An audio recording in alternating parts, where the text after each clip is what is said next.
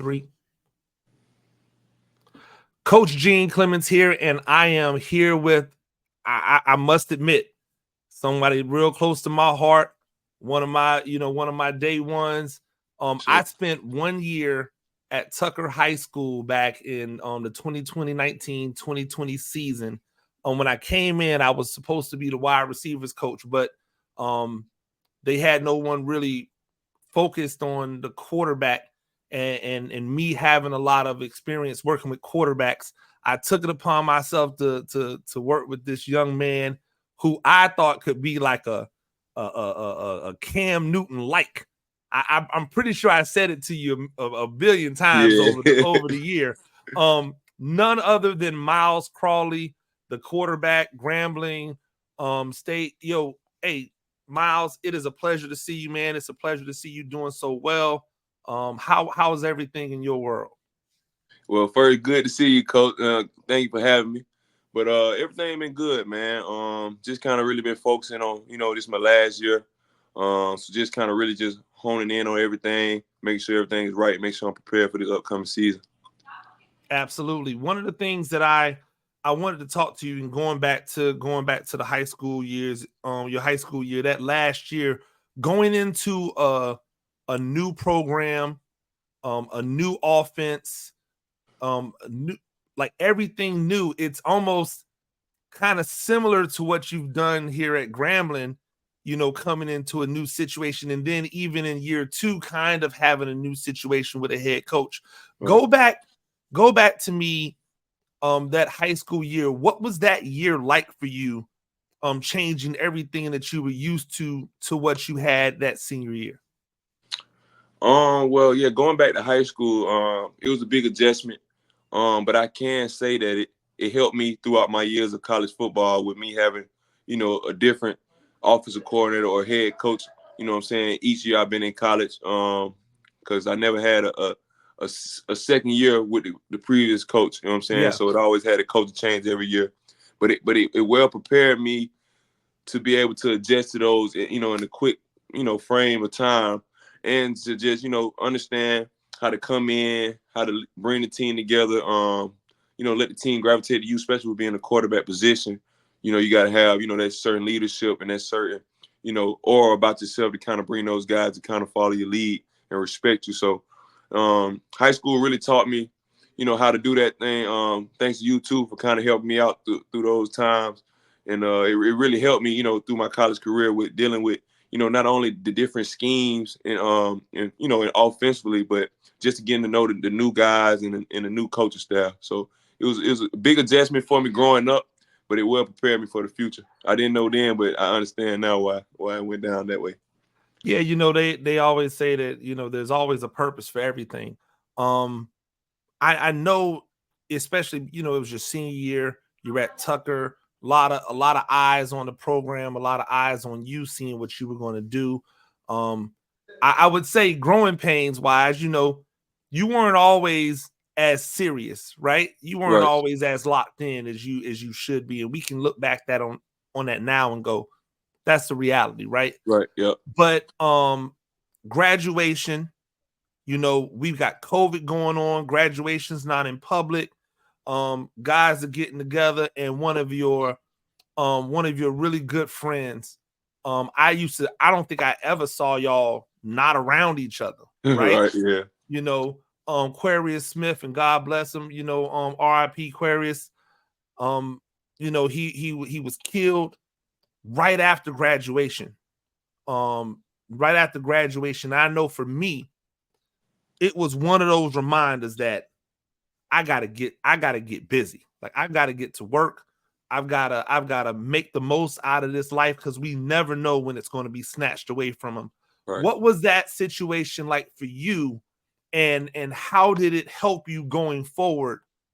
From that, what had to be a traumatic event for you? Yeah, man. It was painful, man. I'm not gonna sit here and try to front. It was real painful for me at the time. That was one of my biggest losses I had in my life. Just what I'm saying, with a guy that was real close to me like that. Like, I looked at him like a brother, man. He was like you said, he was with me everywhere. It was hard You know what I'm saying? Like it took me a while, but for me to look back at it now, it kind of put me into where I needed to be for as distraction wise and like you said, to just zone in on what's important. Because like you say, we was young, the saying young and dumb, just doing stuff. So it kind of really showed me like, hey, like that's your brother, that's the guy closer to you. Like it can happen to you too that way. So kind of change my mindset on certain things and kind of really just zone in on football, man. Football always been, a dream of mine to play football on the collegiate level and NFL wise. And it kind of it's just like a motivation factor for me too. Just to kind of just walk in those shoes that we all dreamed of. We all had the same dreams and aspirations, affirmations and stuff like that. So, I kind of just put more weight on my shoulders and just go get this stuff for him. You know what I'm saying? He was with me when I first got my first official offer from Alabama State. Ended up going to Alabama State fresh out of high school. So I felt like I just had to do it. If it wasn't for myself, I had to do it for my brother. Because if he was here, he would have wanted me to keep going and to achieve, the goals that we always dreamed of. So, like I said, I always try to mention him whenever I can. I always usually had a necklace on, but I'm in camp right now, but I always had a necklace on with a picture of me and him on it. Kind of just take him everywhere I go to kind of just still feel like he's still experiencing these certain things with me, because it's a lot of places that football take you that we never, would have thought we could go. So it was hard though, man. Like it's still kind of hard, you know what I'm saying? Think about it like that, but I'm growing from it. But like I said, man, all this I'm doing for him though. And the one thing I'll say is, man, I never saw that dude not have like a flavor for life, man. He Yeah, was yeah, he loved life, you know what I mean? And yeah. and shout out to his mom, shout out to his aunt and all his family members behind, man. I know there's never going to be anything to replace that Right. for them, for you and for anybody that was close to him. But I feel like anytime we get an opportunity to honor him, Yeah, we we got got to to. do it. Got to. Got to do it. Yeah. And so I wanted to make sure I paid my respects Yeah. to him and to what he meant, to so many people in such Right. a short amount of time that he was on this earth. Yeah. You talked about your your offer when you got the offer from Alabama State. And I was surprised, and I think maybe even a lot of other people were surprised that you didn't have a lot more offers, Yeah. out there at the time. But from the things that you had in place, you decided, hey, I'm gonna rock with Alabama State. And through your first year, obviously that 2020 COVID year was really strange. Yeah. Yeah. And then your next 2 years you were getting time, but there was something that said, hey, I just don't know if this is for me, right? Right. And Mm-hmm. so you decided after your third year, in the program, second year really on the field, Right. that you were going to transfer to Grambling. What went into that decision? Because I know for myself and a lot of people in the world, we were looking at it as you were the guy going into 2023 Right. for Alabama State. So what made you say, hey, I'm gonna leave what I believe might be a solidified spot to go somewhere where I gotta prove it all again? Well, I just felt like it was just the best decision for me.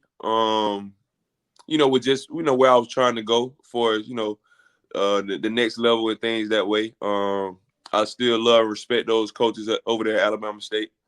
But I just felt like, at that time, it just wasn't the best decision for me to stay there. So I chose to enter the portal and come here to Grambling. And it was probably one of my best decisions I ever made in life, coming here working with Coach Hugh Jackson, which was a lead guy. Kind of put me on the platform where I'm at right now, just with the knowledge of the game and just quarterback in general, man. I kind of always say Coach Jackson's a quarterback guru. You know what I'm saying? He coached in the NFL, coached a lot of big time guys. Know a lot of big guys. So it kind of just helped my career, man. I'm just glad I made a decision, but it's still no love lost for those guys over there at Alabama State, especially the guys that I came in with fresh out of high school. But in all, I just felt like it was the best decision for me to move on. Speaking about Coach Jackson, and shout out to Coach Jackson. What was it about the way in which he taught the game and explained the game to you that you could recognize, oh, he thinks about this game at a level that I'm trying to get to? Like, what was something? Just in all, to be honest with you, man, just how Coach how he just operates. You just tell, okay, Coach is a lead guy. He gonna hold you to a high standard, and just because you at a college level, he's not gonna shortchange his terminology or things like that. So because he puts it this way, if this way you're trying to go, well, why wait to get there? Why not learn it now so you be prepared for the next level? So and that kind of pushed me. I wouldn't say it was easy. It was hard, first going into it because some terminologies I wasn't, maybe familiar with. But as the time went on, I got it. He spent a lot of time with me, really broke it down for me. And I just appreciate him so much, man. He was a real influential guy, and not even my life, but my career as well. Yeah, and I mean, obviously there was dividends paid on the field. 60% passing, 2,300 yards, over 2,300 yards, 16 touchdowns. So and with that comes this promise and this expectation that's now on you that you haven't had to feel probably since you went to Tucker, right? Like where people are expecting you to be the reason why everything is able to continue to progress forward for where Grambling wants to go. What have you done this offseason to prepare yourself not only for this season and what's to come this season, but possibly even what's to come after this season? Okay, well, first, for the high expectation, I always had that for myself. So this is no pressure. I always kind of held myself to a high standard anyway, and so I always believed in myself and knew the things that I can accomplish, and now it's just coming to light right now. So I always gonna have a high expectation for myself than anybody else. You know what I'm saying? So that kind of thing is no biggie for me coming into this year. Before the things I've been doing, to get better for his offseason, I've been working with a guy by the name of Joe Dickinson up there in Dallas. Working with him over the summer. Just working on my technique, my knowledge of the game, just critiquing some of the little things that I needed to work on from last year. So I've been working with those guys, and not only that, working here with my great staff I have, my head coach, Coach Mickey Joseph, my offensive coordinator, Coach Eric Dooley. Those guys been real, influential in helping me get better and holding me to a high standard. So I mean, I've just been keeping my head down, man. It's really no big thing that I've done this off season for is for us getting better. Really just the same old stuff. Just continue to work. I went to the Manning camp again this year for my second year. It's always great to go down there and get those knowledge from a lot of those top guys. Like I said, man, just trying to keep my head down and work, man. I know, like I said, I set the high expectations for myself. I know what's at stake right now for me trying to make it to the next level, so I'm ready for it. Obviously, making it to the next level can be a byproduct of team success, right? Right. So the more you're able to pour into your team, the better individually it can be for you. That's how it's always gone. Yep, always. Yep. What have you done to become a better leader this offseason? We had a new staff coming in, so of course, when a new staff come in, you got a lot of new guys. So with that, just spending time with the guys, man, and showing the guys not only, the guys come in and know you a big name maybe at the school or whatever, but just to kind of show those guys your work ethic, show them the standard, show them the way, show them that you're not just one of those guys that's just going to tell them, hey, get on the line. You know what I'm saying? One of those guys that's going to be right there with them, going to fight that battle with those guys. And just, get them guys to come to you, to tend to you, to respect you. And not only that, but just respect those guys, spend time with them, just to understand, to build that brotherhood. You know what I'm saying? At the end of the day, you got to build that brotherhood to have a good team.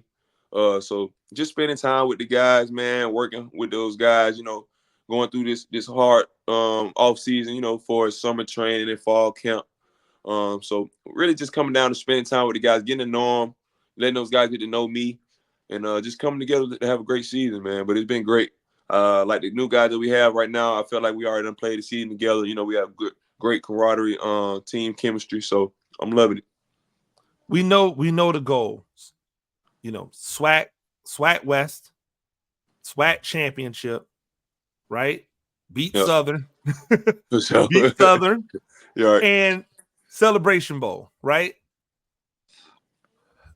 As far as your experience, you talked about this being your last year. You were at Alabama State 3 years. You're at Grambling now. This is your second year there. Just talk to me about what it's been like living the HBCU experience. It's one thing to hear about it, but then to be fully engulfed in it. Tell me about that experience and what it's been like for you and how it's made an impact on your life. It's been great, man. I always tell like any type of setting where I be able to get in front of the children or just younger guys, just always tell them, man, it's not like the HBCU experience. And just for me, I kind of grew up, my dad went here to Grambling, so I kind of grew up in the HBCU culture. So I always loved it growing up. I had other offers to go elsewhere, other places and stuff like that, but I just didn't feel right leaving, HBCU, man. HBCU always felt like home. It's always family oriented. The fan base is like no other. But I love it, man. It's nothing like the HBCU culture, man. It's second to none, man. I love it. Absolutely. Hey, Myles, I appreciate it. I'm looking forward to seeing how the season unfolds for you. I got my eyes on you. Yes, We'll definitely cross paths sooner rather than later. And if not during the season, then after the season when you're going through the postseason, right. rigmarole, I'm always around. So I definitely look forward to catching up with you again soon. I'm extremely proud of you, extremely proud of what you've been able to do so far. The mission ain't over yet. Go out there, continue to kick butt, man. Continue to do your thing. It really is a pleasure to see you work. Yes, sir. Appreciate you, Coach, man. Appreciate you for having me. Absolutely. Hey, ladies and gentlemen, Myles Crawley, y'all know what it is.